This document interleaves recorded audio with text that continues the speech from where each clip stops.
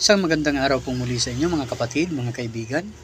Andito na naman po si Balintataw ng Agila upang kayo po ay handugan ng isa na naman pong tula. Ang pamagat po ng tula na aking bibigkasin, ang matagal ng dalangin. Ukay tagal ng panahon na ako ay in love sa iyo, ngunit hindi ko masabi na darama nitong puso. Kasi ako'y natatakot, baka ako'y layuan mo kapag iyong napagtanto na iba ang layunin ko.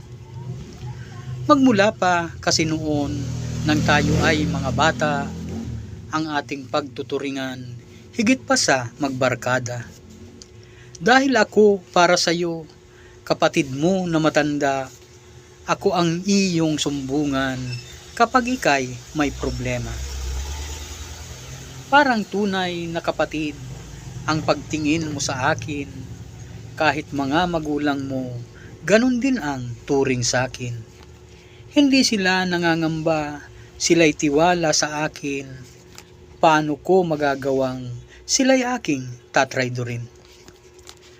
Maging mga kamag-aral, ganun din ang alam nila, na kami ay magkapatid lang sa ina.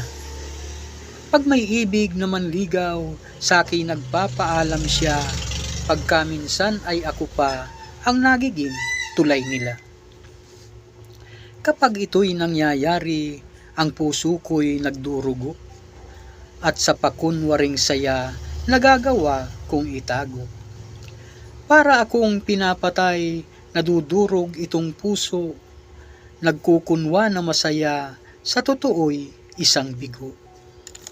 Ngunit minsan isang araw, magulang niya'y lumuluha.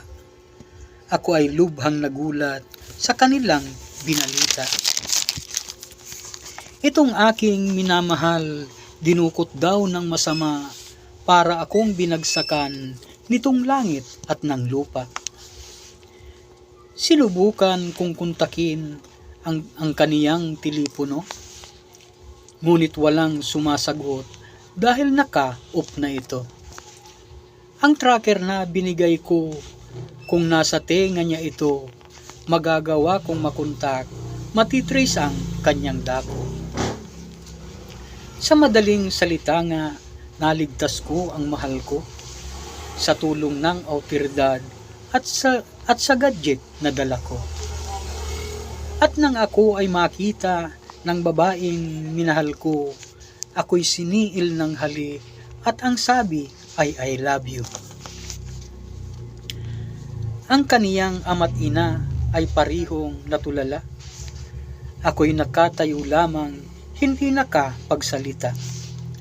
Patawad o ama't ina, hindi ko na napigil pa, pagkat mula pa man noon, siya ay minahal ko na. Di ko na rin nagawa pang maitago ang damdamin at nasabi ko sa kanya na siya ay mahal ko rin. Ang magulang naman niya'y napaluha ng taimtim. Ito raw ang nais nila at matagal ng dalangin. Salamat po.